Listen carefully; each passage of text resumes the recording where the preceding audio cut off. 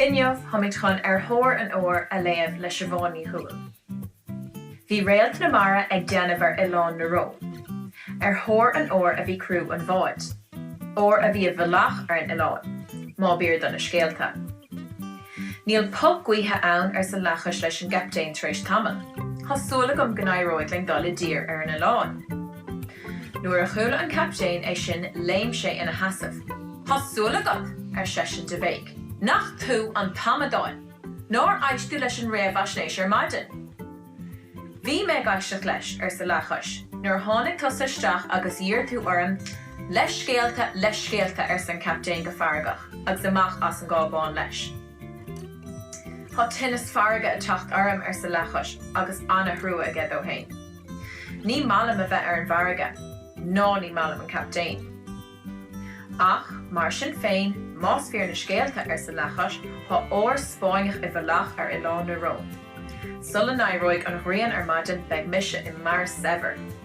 An son fágach mé sláán go deo ag an Seachtaine agus ag an farga. Níor bhada go bhaca leachas Ileán na rón faoi tholas na gealaí. A Seachtaine ar Seachtaine de bhéig, tháinig Tileán na feiscintanis, ach níl is gom cábhail an ché.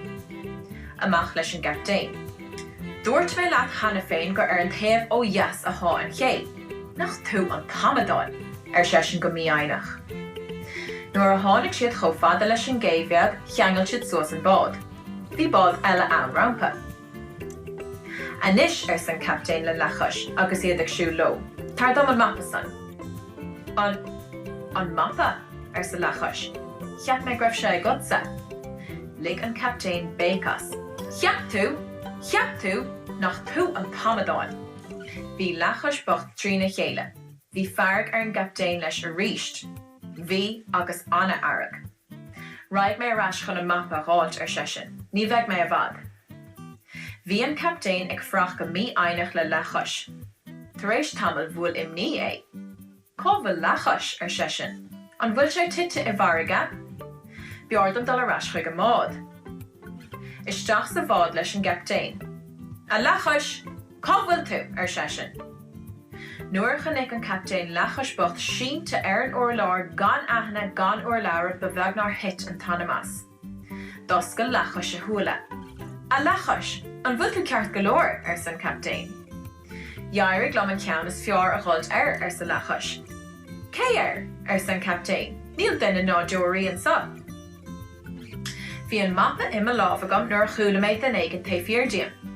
Nuair a rampig mé haimpil rug sé ar mappa agus Tá sé methe mar san ar san Seachtaine I methe leis an mappa. Níl muise ar sa leachas tá sé stig sa chábáin. I stig sa chábáin chunig an Seachtaine fearr a raibh lámha agus a chosa ceangailte. Ná marg mé ar san fearr. Ní ar bhuaach an mappa. Ach cheap mé gur éalaigh sé leis an mappa ar san Seachtaine le leachas. Chur mé cur cuise ar sa leachas.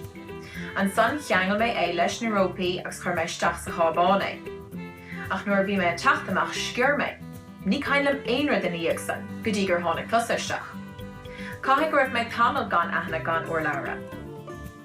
Agus an mappa, cábhail an mappa ar san Seachtaine. An sa ar sa leachas agus híonn sé an mappa chuig an Seachtaine. Maithan fearr ar san Seachtaine le leachas. Bhí leachas brásásta leis sin. An son leabhar an Seachtaine leis an bhfear eile. An bhfuil aon duine in éanacht leat a dhearfar sé de. Thá ar san fearr, mo gur thóir, a chá sé methe i dtír. Ar tháinig sibh ar thóir an óir ar san Seachtaine. Tháinamar ar san fearr, ach ní ar bhéin bhapa gainn.